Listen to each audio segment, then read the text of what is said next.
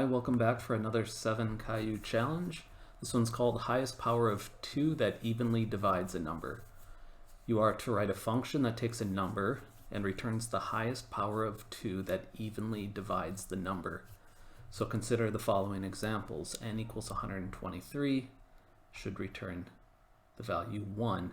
And if you want to prove that to yourself, just start going through the powers of 2. 1, 2, 4, 8, 16, 32, 2 to the 6, right? 2 to the 7, 2 to the 8, up to the number 123. You don't need to check beyond that, right? And see if they divide out evenly. And we've learned in previous videos that by divide out evenly, we mean that the modulo operation returns 0, that if you run a division, there's no remainder. So go ahead and do the same with the 192. If you divide that by 64, what's that? 3 should come out. And yeah, 128 wouldn't work, and then 256 would be too high. So, and then you can do the same thing with this number, 132,232. If you want to prove that to yourself, that 8's the right answer, go ahead.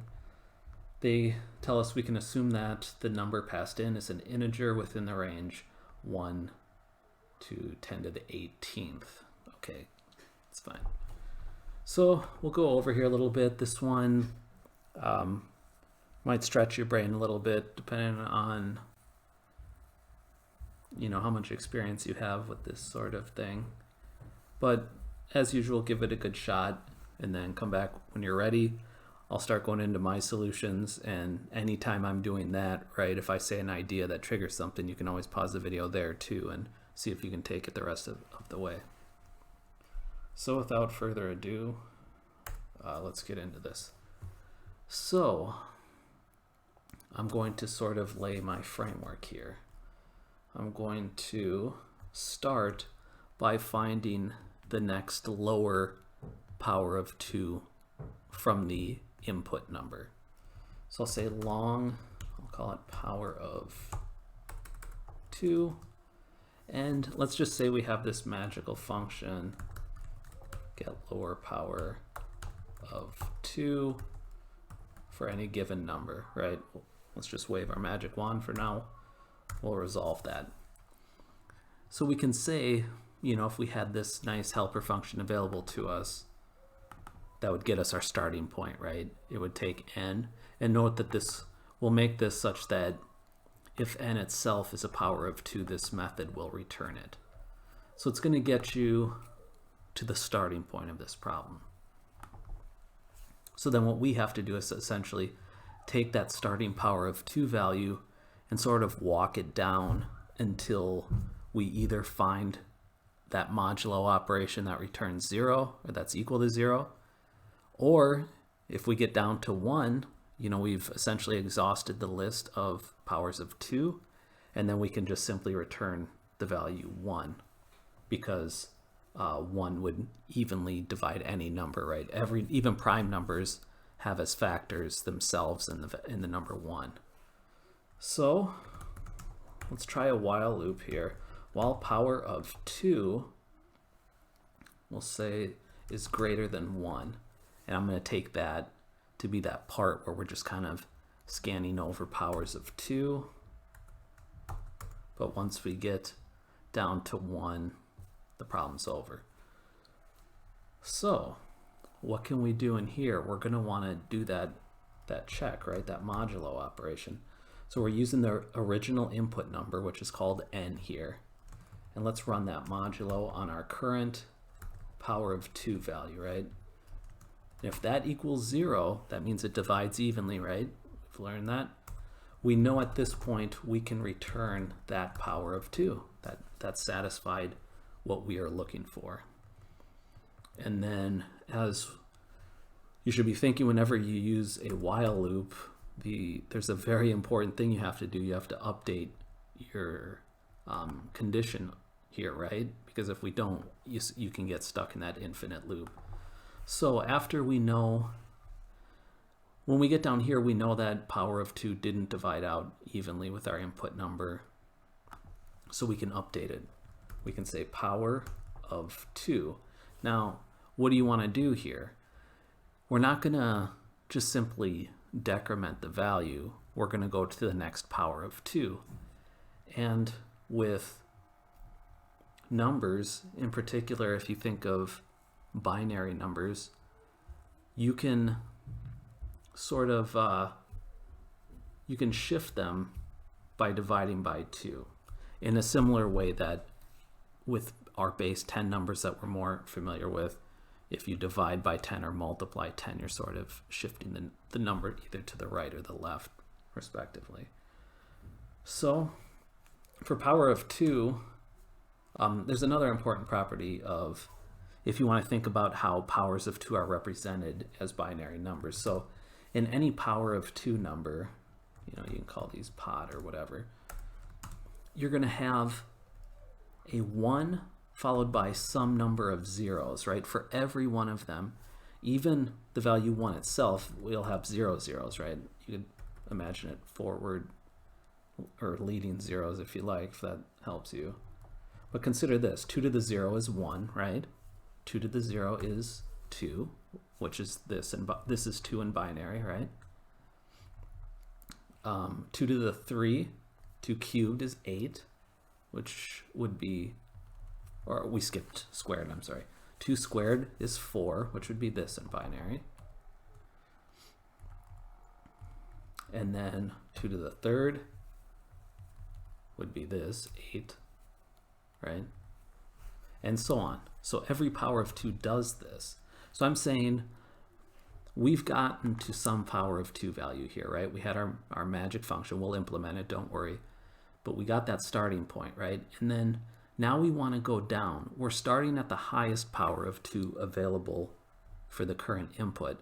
And then we want to go to the next lower one. So imagine, we already talked about how as you build out these powers of 2, that's all that happens, right?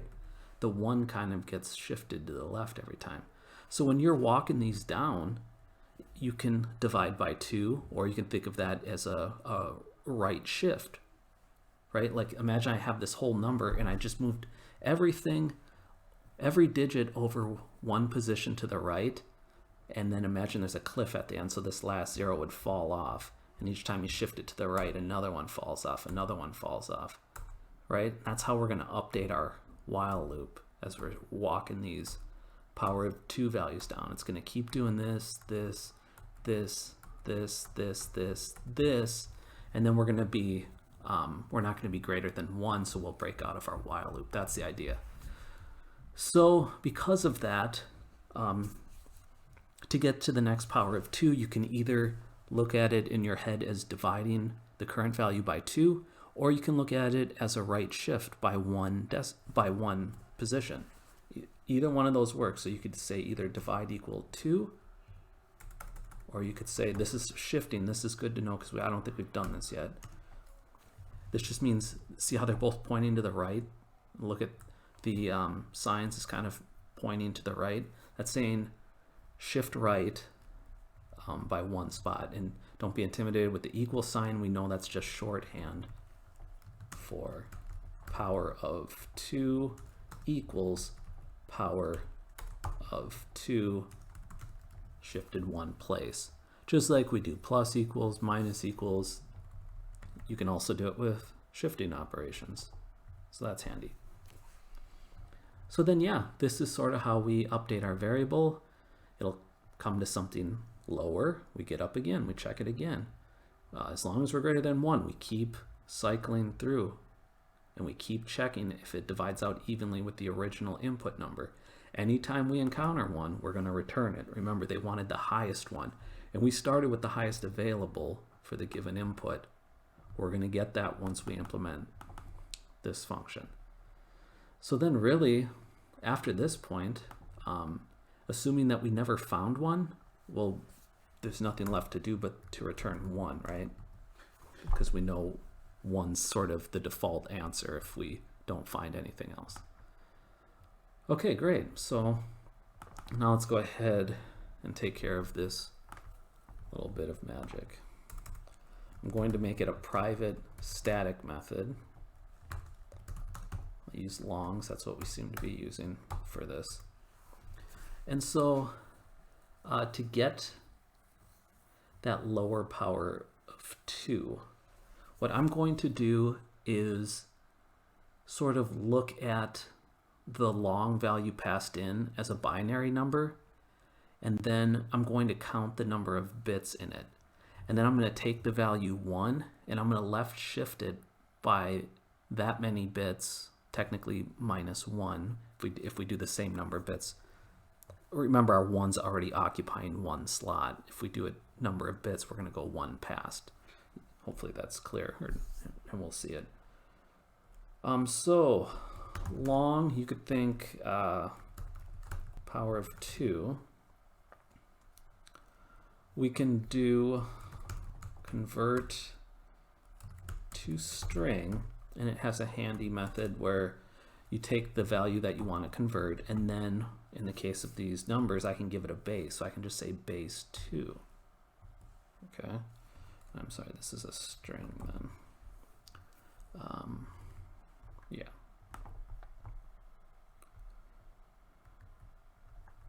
And really what I'm after was the number of bits in it. So instead of just stopping here, we know this common property, we've dealt with it a lot with strings. They have a length property that will tell you how many characters are in there. So I'm going to call this int num bits. You could have done that on 2 lines, so if you don't like that, do what I did before, have the string power of 2, make it a string, then on a line below you can say number of bits equals that string dot length. If you know, I think at this level you're okay with me doing this. So then to get the lower power of 2, we can say return the value 1 left shifted by the num bits minus 1. And I think this should be okay with order of operations, but if you weren't sure, you could enclose this in parentheses, but I don't think I need it. If you're working in a good IDE, they'll sort of indicate that to you. A lot of times they'll dull the parentheses when they don't change the meaning of an expression. So this will do it. And also please note that if n happens to be a power of 2, remember its binary representation would have been a 1 followed by all zeros. Then by us getting the number of bits and shifting 1 by 1 less than the number of bits, we haven't changed the value, have we? So it satisfies that property that we said before where we get the original input value, and that's good, right? Because it could be a power of 2, and that would be the highest possible value. So it's good that this preserves that. But yeah, number of bits, and we've made a power of 2 value there. It's a 1 followed by, when you left shift like this, it's going to insert zeros on the right. So I think that takes care of our magic. And then remember, you always, if you're confused by any of this, you can put in logging statements anywhere to kind of watch it step through these. So for example, it'll be helpful. You can inject these anywhere where you're confused about the progress. Let's just say what the new power of 2 value is. Power of 2 now equals power of 2, something like that. But put any ones in you like. Oftentimes I'll put print statements at the top just to know what input I'm dealing with. Remember, they're running a series of tests here, so it's not always clear which problem you're on if you don't do that. But I think we have most that we need here, right? We're going to start out, we're convinced we're starting from the maximum value that it could be. And then while it's greater than 1, search through the entire list of power of 2's, check them all against the original input value. If they divide out evenly, bam, we found it, we're done. Otherwise, shift right by 1 spot, or divide by 2, however you want to look at it, to get the next lower power of 2. And then we come through and repeat the whole process again. If we don't find anything, we return 1. Let's give this a test.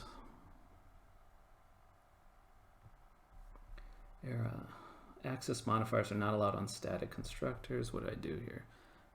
Oh, okay, I see it. Good pause if you want to see what dummy mistake I made, but otherwise I'll fix it. We didn't put a return type in here, did we? So we should, let's keep this as long. You know what, maybe I'll even make number of bits long. Just be safe. I don't think I need it, but let's try again. Okay, the name console does not exist. You should know what that means. And I should know better than to use those methods without bringing in the system library. Let's try again. The operator left shift cannot be applied to operands of type int and long. So I took the number of 1. What do I do here?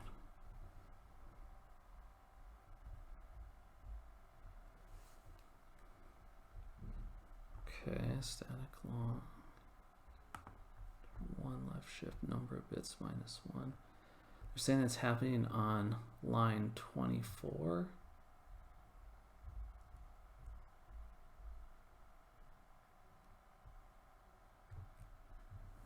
Bits minus 1. What did I do here?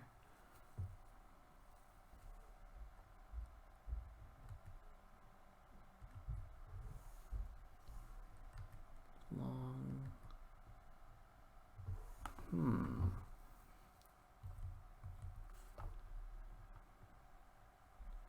Convert to string and length.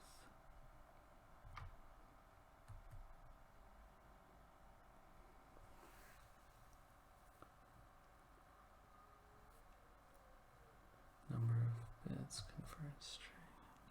Dot length, return 1 left shifted. Why would that be? Maybe let's look at this whole thing. That all seems okay. Get lower power of 2 along line 24. Do they want? I don't know. I wouldn't think I need that.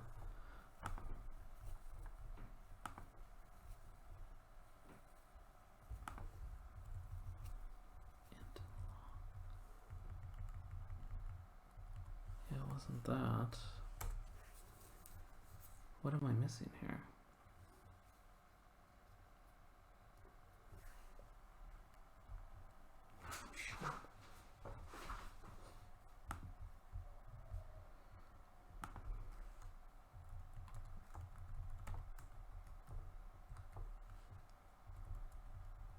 Lower power.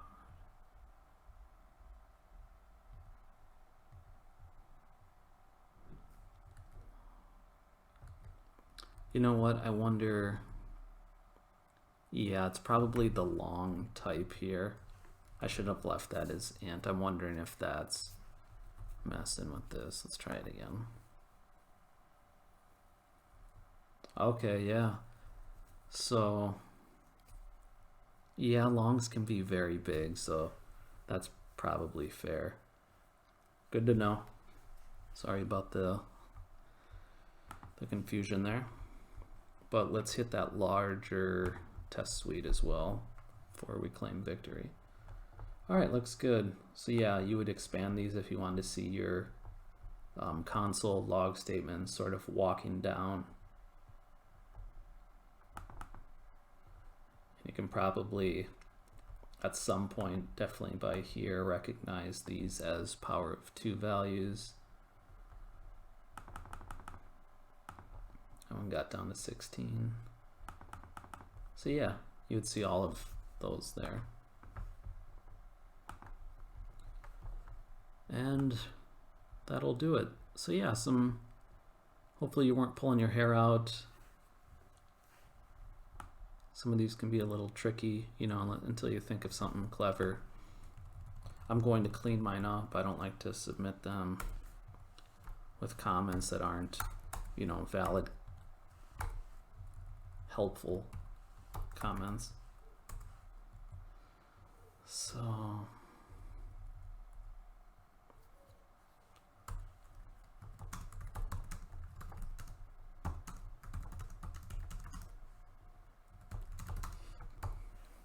be helpful. It's a good point to note. And then they'll make us run it again because technically I made changes. Attempt. Looks good. I'll go ahead and submit. This should be a good one for you to examine the other submitted solutions. Let's get our points.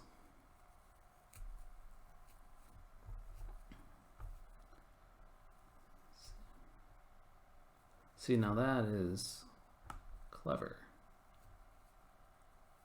Very clever. A lot less work than what I did. So yeah, I'll go through and read these, try to make sense of them, how they work. Yeah, that single ampersand is a bitwise and. We've looked at the double ampersand for a logical and. You know, when you have a bunch of conditions, if n, you know, if some condition is true and some other condition is true, that's how we've used it. But when you see it in the single variety there, it's bitwise. So they're taking the original number, its negative version, however that's represented in binary, and then performing that and. So that's really cool. And then yeah, probably read through some more of these, see if there's anything else I can learn about this problem.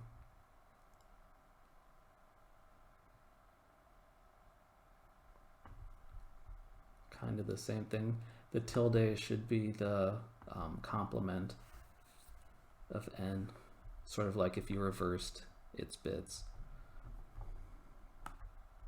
So yeah, hopefully that was helpful. I apologize I didn't come up with the really fancy short one-liner solution, but I still like to show the thought process, you know, where you don't have to be the necessarily the expert programmer. If you got fundamentals, you can sort of build your own solutions, get things that work, that are clean, and then if they're not performant, you sort of put the extra legwork in to optimize them. So good stuff. I will see you in the next video, and I appreciate you watching. Thank you.